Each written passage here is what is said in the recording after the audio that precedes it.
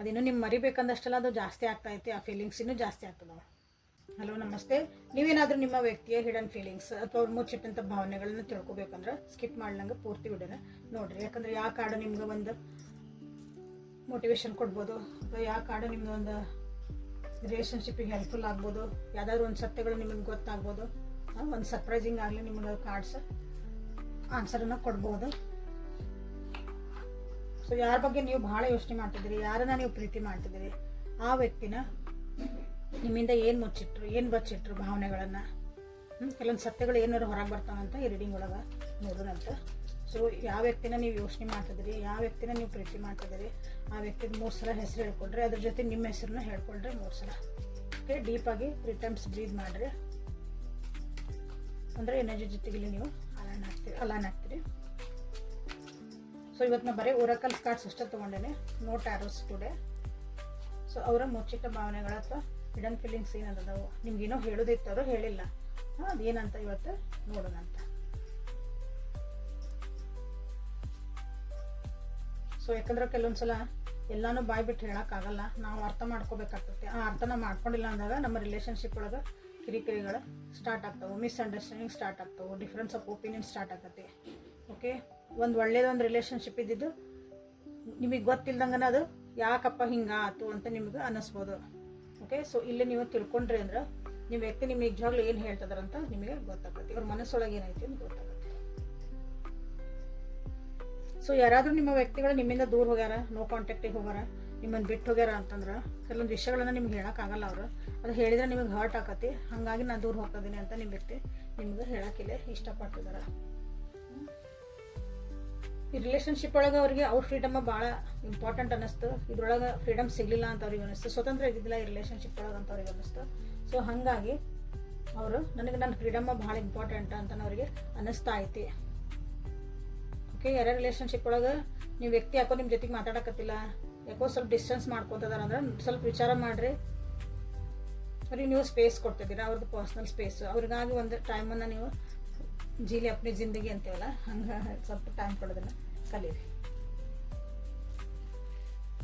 ಅವ್ರ ಎಕ್ಸ್ಪೆಕ್ಟೇಷನ್ಸ್ ಏನದಾವಲ್ಲ ಈ ರಿಲೇಷನ್ಶಿಪ್ ಒಳಗೆ ಭಾಳ ಹೈ ಅದಾವೆ, ಭಾಳ ಅಂದ್ರೆ ಭಾಳ ಹೈ ಅದಾವೆ.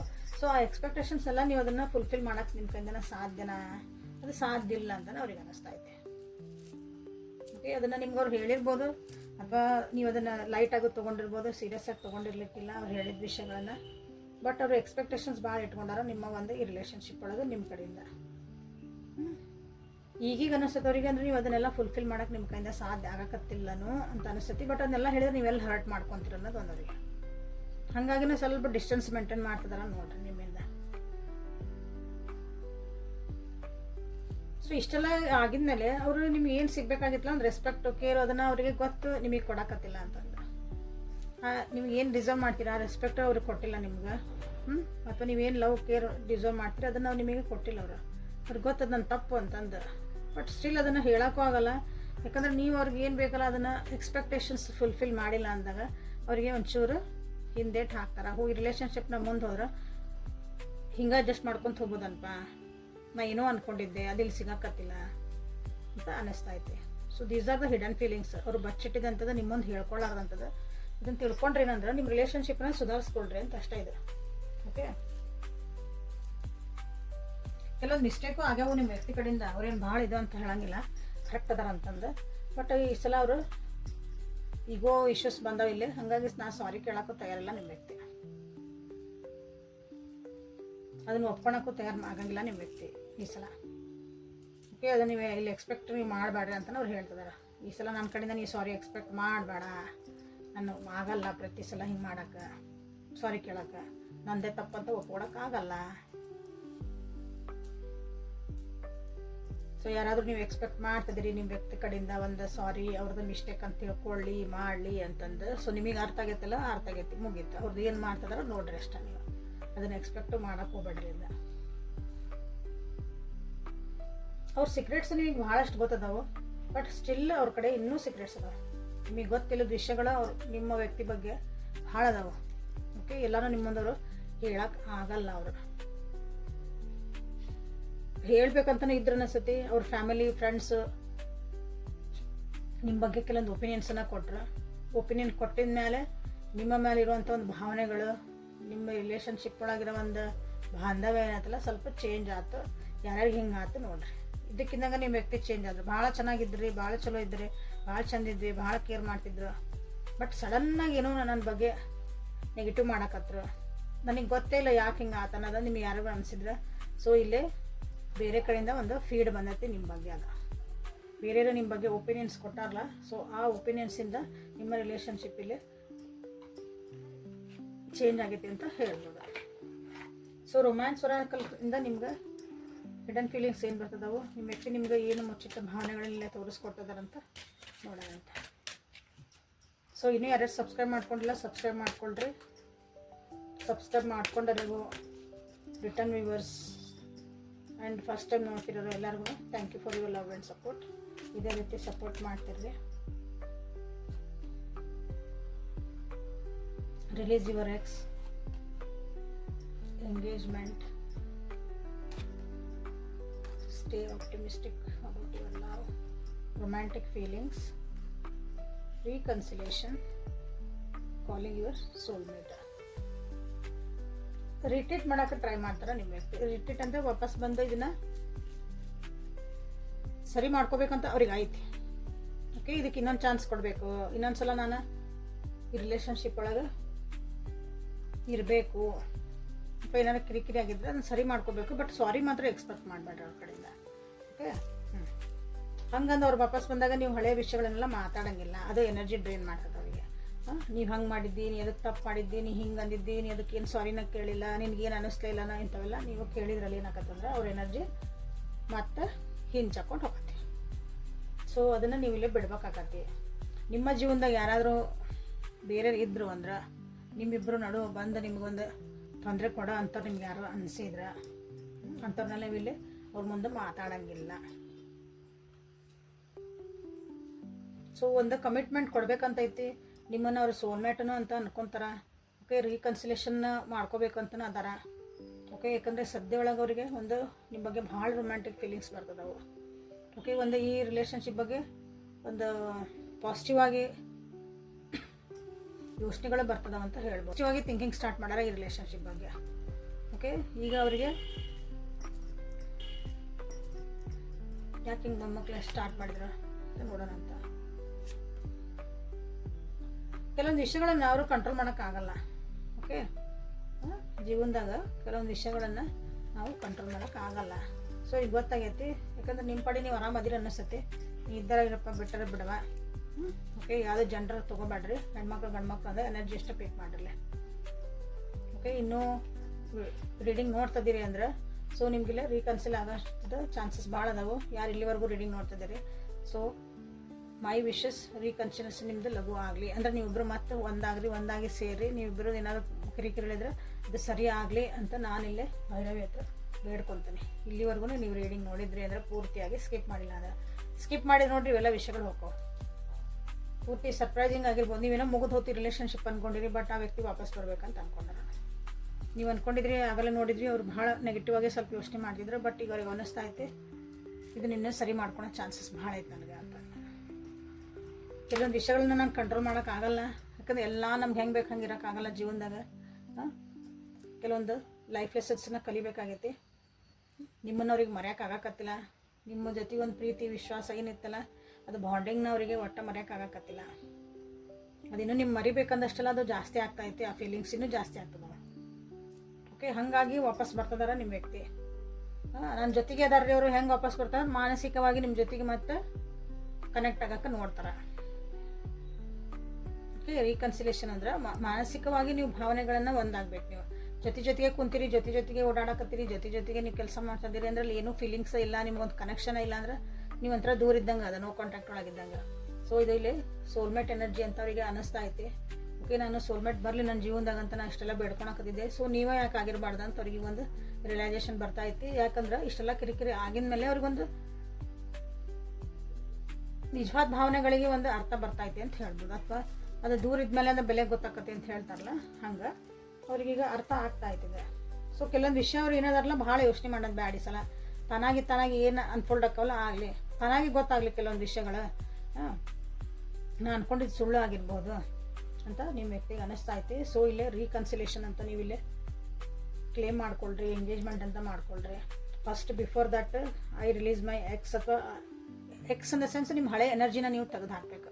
ನೀವು ಹೊಸ ವ್ಯಕ್ತಿಯಾಗಿ ಹೊಸ ಎನರ್ಜಿಯಿಂದ ಈ ವ್ಯಕ್ತಿ ಜೊತೆಗೆ ನೀವು ಹೋಗೋಕ್ಕೂ ರೆಡಿ ಆಗ್ರಿ ಅಂತ ಹೇಳ್ತಾ ಆಲ್ ದಿ ಬೆಸ್ಟ್ ಅಂತ ಹೇಳಕ್ಕೆ ಇಷ್ಟಪಡ್ತಾರೆ. ಓಕೆ, ಸೊ ಈ ನೆಕ್ಸ್ಟ್ ಯೂನಿವರ್ಸ್ ಕಡೆಯಿಂದ ನಿಮ್ಗೆ ಏನು ಗೈಡೆನ್ಸು ಈ ರಿಲೇಷನ್ಶಿಪ್ಪಿಗಾಗಿ ಅಂತ ನೋಡೋಣ ಅಂತ. So just be ready for it. Angels ನಿಮ್ಗೆ ಏನು ಆನ್ಸರ್ಸನ್ನು ಕೊಡ್ತಾರಂತ ನೋಡೋಣ ಅಂತ. So I am going to pick 6 cards here. Pick a card ಮಾಡೋಣ ಅಂತ.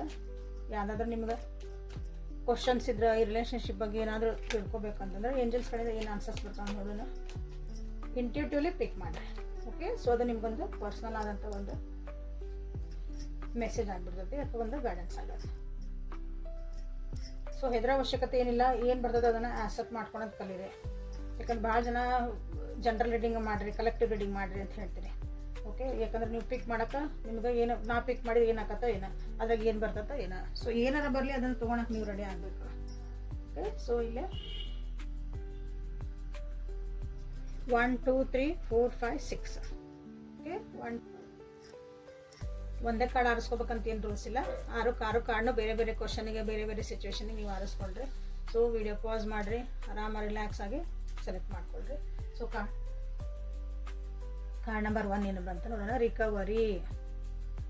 ಸೊ ನೀವೇನು ಕೇಳಿರಿ ಕ್ವಶನ್ ಅಥವಾ ನೀವೇನು ಅಂದ್ಕೊಂಡಿದ್ರಿ, ಹೀಲ್ ಆಗ್ರಿ, ಹಳೆ ಎನರ್ಜಿ ಬಿಟ್ಟು ಹೊಸ ಎನರ್ಜಿಗೆ ಬರ್ರಿ, ಮೆಡಿಟೇಟ್ ಮಾಡಿರಿ, ಆರೋಗ್ಯನ ನಿಮ್ಮೊಳಗೆ ನೀವು ಸುಧಾರಿಸ್ಕೊಳ್ರಿ ಅಂತ ನಿಮಗೆ ಹೇಳ್ತಿದ್ದಾರೆ. ಬಿಫೋರ್ ಗೋಯಿಂಗ್, ಮುಂದೆ ಹೋಗೋದಕ್ಕಿಂತ ಮುಂಚೆ ಫಸ್ಟ್ ನೀವು ಹೀಲ್ ಆಗ್ರಿ ಅಂತ ನಿಮಗಿಲ್ಲಿ ಹೇಳ್ತಿದ್ದಾರೆ.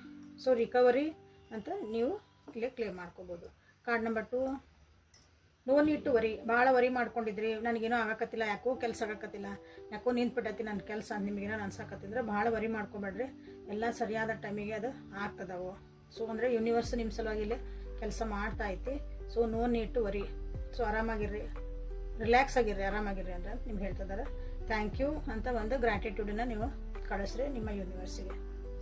So card number 3, remain positive. ನೀವೇನು ಹೊಂಟಿರಿ ದಾರಿ ಅಥವಾ ನೀವೇನು ಕ್ವಶನ್ ಕೇಳ್ಕೊಂಡಿರಿ ಅಥವಾ ನಿಮ್ದು ಏನು ಸಿಚುವೇಶನ್ ಐತಿ ಅದ್ರ ಬಗ್ಗೆ ಪಾಸಿಟಿವ್ ಆಗಿರ್ರಿ.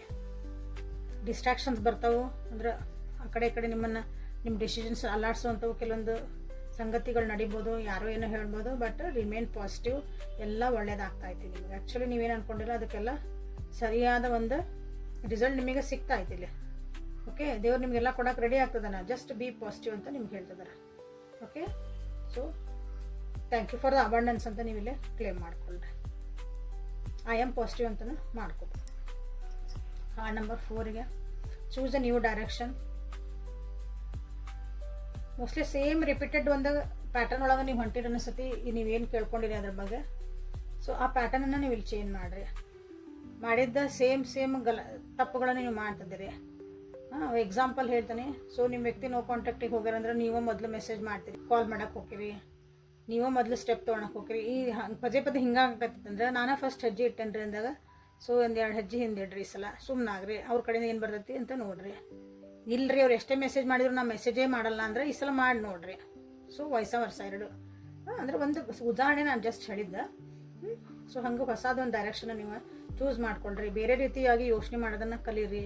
ನಿಮ್ದು ಈ ಪರಿಸ್ಥಿತಿಗೆ ನೀವೇನು ಕೇಳ್ಕೊಂಡಿರಲ್ಲ ಅದಕ್ಕಂತ ನಿಮ್ಗೆ ಇಲ್ಲಿ ಹೇಳ್ತಿದ್ದಾರೆ. ಸೊ ಅದಕ್ಕೊಂದು ದಾರಿ ನಿಮ್ಗೆ ಕಂಡೇ ಕಾಣ್ತೈತಿ. ನೀವು ಪಾರ್ಟ್ ನಂಬರ್ 1 ಪಾರ್ಟ್ ನಂಬರ್ 2 ಒಳಗೆ ಬರೀ ಒಂದೇ ದಾರಿ ಒಳಗೆ ಹೊಂಟಿರಿ. ಸೊ ವಾಪಸ್ ಬರೀ ಇನ್ನೊಂದು ದಾರಿ ಒಳಗೆ ಹೋಗ್ರಿ, ಅಲ್ಲಿ ನಿಮಗೆ ಬೆಳಕು ಕಾಣ್ತೈತಿ ಅಂತ ನಿಮಗೆ ಹೇಳ್ತಿದ್ದಾರೆ. Thank you for the direction ಅಂತ ನೀವು ಇಲ್ಲಿ ಚೂಸ್ ಮಾಡ್ಕೊಳ್ರಿ. Card number 4. So card number 5 ಯಾರು ಸೆಲೆಕ್ಟ್ ಮಾಡ್ಕೊಂಡಿರಿ, ಮೆಡಿಟೇಷನ್ ಬ್ರಿಂಗ್ಸ್ ಆನ್ಸರ್ಸ್. ನಿಮ್ಮೊಳಗೆ ನೀವು ಕೇಳ್ಕೊಳ್ರಿ, ನಿಮ್ಮ ಇಂಟ್ಯೂಷನ್ಸನ್ನು ಕೇಳ್ಕೊಳ್ರಿ, ನಿಮ್ಮ 6 ಸೆನ್ಸನ್ನು ಕೇಳ್ಕೊಳ್ರಿ, ನಿಮ್ಮ ಗಟ್ ಫೀಲಿಂಗ್ ಕೇಳ್ರಿ. ನನ್ನ ಒಳ ಮನಸ್ಸು ಏನೋ ಹೇಳ್ತದ್ರಿ, ನನಗೆ ಯಾಕೋ ಹಿಂಗೆ ಅನಿಸುತ್ತೆ ಅಂತಿರಲ್ಲ, ಅದನ್ನು ಕೇಳ್ಕೊಳ್ರಿ. ಅದು ನಿಮಗೆ ಆನ್ಸರ್ ಕೊಡ್ತಾ ಐತೆ. ಆಲ್ರೆಡಿ ನಿಮಗೆ ಆನ್ಸರ್ ಗೊತ್ತಿರಬೇಕು. ತನ್ನ ಗಟ್ ಫೀಲಿಂಗ್ಸ್ ಯಾವಾಗಲೂ ಕರೆಕ್ಟ್ ಇರ್ತಾವೆ. ನಮ್ಗೆ ಹಂಗೆ ಏನು ಗೊತ್ತಿಲ್ಲ ಅಂದರೆ ಮೆಡಿಟೇಷನ್ ಮಾಡೋದನ್ನ ಕಲೀರಿ. ಅಲ್ಲಿ ನಿಮ್ಗೆ ಆನ್ಸರ್ಸ್ ತಾನಾಗಿ ಅನ್ಫೋಲ್ಡ್ ಹಾಕೋವು. ಮೆಡಿಟೇಷನ್ ಅಂದ್ರೆ ನೀವು ಯಾವ್ದಾರು ದೇವ್ರ ಮುಂದೆ ಅಥವಾ ಸುಮ್ಮನೆ ಕುಂದ್ರಿ, ಎಲ್ಲೋ ಒಂದು ಕಡೆ ಶಾಂತ ರೀತಿಯಾಗಿರ್ಬೇಕು, ಸ್ವಚ್ಛ ಆಗಿರ್ಬೇಕು ಆ ಜಾಗ, ಒಂದು ಪಾಸಿಟಿವ್ ಆಗಿರ್ಬೇಕು ಆ ಜಾಗ. ಸುತ್ತಮುತ್ತ ವಾತಾವರಣ ಸ್ವಚ್ಛತೆಯಾಗಿರಲಿ. ಅಲ್ಲಿ ಕುಂದಿರ್ರಿ, ಸುಮ್ಮನೆ ಕಣ್ಣು ಮುಚ್ಚಿ ಕುಂದಿರ್ರಿ. ನಿಮ್ಮ ಕ್ವಶನ್ ಏನಿಲ್ಲ ಅದಕ್ಕೆ ಎಸ್ಪೆಷಲಿ ನೀವು ಮಲ್ಕೊಳೋದಕ್ಕಿಂತ ಮುಂಚೆ ಇದನ್ನು ಮಾಡಿದರೆ ಭಾಳ ಚಲೋ ಎಫೆಕ್ಟ್ ಆನ್ಸರ್ ಸಿಗ್ತಾವೆ ನಿಮಗೆ. ಮಲ್ಕೊಳೋದಕ್ಕಿಂತ ಮುಂಚೆ ಜಸ್ಟ್ ಕಣ್ಣು ಮುಚ್ಚಿ ಕುಂದರ್ರಿ. ನಿಮ್ದು ಏನು ಕ್ವಶನ್ ಐತಲ್ಲ, ನಂದು ಈ ಕ್ವಶನಿಗೆ ನನಗೆ ಆನ್ಸರ್ ಬೇಕು, ಡೈರೆಕ್ಷನ್ ಬೇಕು, ನನಗೆ ಯಾಕೋ ಕ್ಲಾರಿಟಿ ಸಿಗೋಕತ್ತಿಲ್ಲ, ಅದಕ್ಕೆ ನನಗೊಂದು ಕ್ಲಾರಿಟಿ ತೋರಿಸ್ರಿ ಅಂತ ನೀವು ಹೇಳ್ಕೊಂಡು ನಿಮ್ಮ ಏಂಜಲ್ ಅದಾರಲ್ಲ, ಯೂನಿವರ್ಸ್ ಅಂದ್ರೆ ನಮ್ಗೆ ಏನೋ ಗೊತ್ತಿಲ್ಲ ಅಂದರೆ ದೇವರೇ ಅನ್ಬೋದು, ಯೂನಿವರ್ಸ್ ಅನ್ಬೋದು, ಪ್ಲೀಸ್ ಗೈಡ್ ಮೀ, ನನಗೊಂದು ದಾರಿ ತೋರಿಸು ಅಂತ ಹೇಳಿ ಮಲ್ಕೊಳೋದು ಸ್ಟಾರ್ಟ್ ಮಾಡಿರಿ. ನಿಮ್ಗೆ ಯಾವುದೋ ರೀತಿ ಒಳಗೆ ಅದು ತೋರಿಸ್ತೈತಿ. ಸೊ ಅದನ್ನು ಕಂಟಿನ್ಯೂ ಆಗಿ ಮಾಡಿರಿ. ಒಂದೇ ದಿನಕ್ಕೆ 2 ದಿನಕ್ಕೆ ನಿಮಗೆ ದಾರಿ ಕಾಣ್ತಾವೆ ಅಂತ ಹೇಳೋಕ್ಕಾಗಲ್ಲ. Depend upon your intensity. ನೀವು ಯಾವ ಇಂಟೆನ್ಸಿಟಿ ಒಳಗೆ ನೀವು ಅದನ್ನು ಕೇಳ್ಕೊಂಡಿರ್ತೀರಿ ಅದ್ರ ಮೇಲೆ. So thank you for the direction, thank you for the answers ಅಂತ ಹೇಳ್ರಿ. ಬ್ರಿಂಗಿಂಗ್ ಮಿ ದ ಆನ್ಸರ್ಸ್ ಅಂತಂದು ನೀವು ಇಲ್ಲಿ ಕ್ಲೇಮ್ ಮಾಡ್ಕೊಳ್ರಿ. ಸೊ ಲಾಸ್ಟ್ ಕಾರ್ಡ್ ನಂಬರ್ 6ಗೆ ಬಿ ಅಸರ್ಟಿವ್. ನೆಗೆಟಿವ್ ಆಗಿ ಮಾತಾಡಬೇಡ್ರಿ. ಉಲ್ಟಾ ಮಾತಾಡ್ತೀವಲ್ಲ ನಾವು, ನನಗೆ ಯಾವಾಗಲೂ ಕೆಟ್ಟದಾಕತಿ ಅಂದರೆ ಏನು ಬೇಡ, ನನಗೆ ಯಾವಾಗಲೂ ಒಳ್ಳೇದಾಕತಿ ಅಂತ ನಾನು ಕಲೀರಿ. ಮಾತೊಳಗೆ ಏನು ವರ್ಡ್ಸನ್ನ ಯೂಸ್ ಮಾಡ್ತೀರಿ ಅದನ್ನು ನಿಮ್ಮ ಕಡೆ ಲಕ್ಷ್ಯ ಇಟ್ಕೊಳ್ರಿ. ಅದು ಒಂದು ರೀತಿ ಪಾಸಿಟಿವ್ ಆಗಿರ್ರಿ ಅಂತಲೇ ಅರ್ಥ. ಓಕೆ, ನಿಮ್ಮ ಏಂಜಲ್ಸ್ ನಿಮ್ಗೆ ಏನು ಬೇಕೆಲ್ಲ ಡೈರೆಕ್ಷನ್ ಕೊಡಕ್ಕೆ ರೆಡಿ ಆಗ್ಯಾರ. ಬಟ್ ಅದನ್ನ ಏನು ಮಾಡ್ತಿದ್ದೀರಿ ನೀವು ಅಂದ್ರೆ ಅಫರ್ಮೇಷನ್ನ ತಪ್ಪು ಹೇಳಾಕತ್ತೀರಿ. ನನ್ನ ಜೀವನದಾಗ ಒಬ್ಬರು ಪ್ರೀತಿ ಬೇಕು ಅಂದ್ರೆ ನಾನು ಯಾವುದಕ್ಕೂ ನಾ ಪ್ರೀತಿಗೆ ಅರ್ಹರಿಲ್ಲ, ನನಗೆ ಯಾರೂ ಇಷ್ಟಪಡಲ್ಲ, ನಾ ಇರೋದೇ ಹಂಗದೀನಿ, ನಿಮಗೆ ನೀವೇ ನೆಗೆಟಿವ್ ಹಾಕೊಳಕತ್ತೀನಿ. ಸೊ ಈ ರೀತಿ ಓಕೆ, ಅದನ್ನು ಪಾಸಿಟಿವ್ ಒಳಗೆ ನೀವು ಅದನ್ನು ಕೇಳ್ಕೊಳಕ್ಕೆ ಸ್ಟಾರ್ಟ್ ಮಾಡಿರಿ. ನಿಮಗೆಲ್ಲನೂ ಇಲ್ಲೇ ಕೊಡ್ತಿದಾರ. Okay, they are ready to give. ಇಲ್ಲೇ ಒಂದು ಗ್ರ್ಯಾಟಿಟ್ಯೂಡ್ ಇಟ್ಕೊಂಡೋದು ನೀವು ಕಲಿಬೇಕಾಗ್ತದಿಲ್ಲ. So I am grateful for whatever you have ಅಲ್ಲ, ಅದಕ್ಕೆಲ್ಲದಕ್ಕೂ ನಾನು ಗ್ರೇಟ್ಫುಲ್ ಅದೀನಿ ಅಂತಂದು ಒಂದು ಕ್ಲೇಮ್ ಮಾಡ್ಕೊಂಡ್ರಿ ನೀವು. ಸೊ ನಿಮ್ಮ ಒಂದು ಕ್ವಶನ್ಸಿಗೆ ಇಲ್ಲಿ ಆನ್ಸರ್ ಸಿಕ್ತು, ನಿಮ್ಮ ವ್ಯಕ್ತಿ ಹಿಡನ್ ಫೀಲಿಂಗ್ಸು ಸಿಕ್ತು. ಸೊ ಅರ್ಥ ಮಾಡ್ಕೊಳ್ರಿ, ನಿಮ್ಮ ರಿಲೇಷನ್ಶಿಪ್ನ ಒಂದು ಖುಷಿಯಾಗಿ ಇಟ್ಕೊಳಕ್ಕಾಗಿ ಇದನ್ನು ರೀಡಿಂಗ್ನ ತೊಗೊಳ್ರಿ ಅಂತ ಹೇಳ್ತಾ ಇವತ್ತಿನ ರೀಡಿಂಗನ್ನು ಮುಗಿಸೋಣ ಅಂತ. ನಾಳೆ ಮತ್ತೆ ಹೊಸ ರೀಡಿಂಗ್ ಜೊತೆಗೆ ಬೆಟ್ಟಾಕನೆ. ಅಲ್ಲಿವರೆಗೂ take care of yourself and be happy always. Thank you.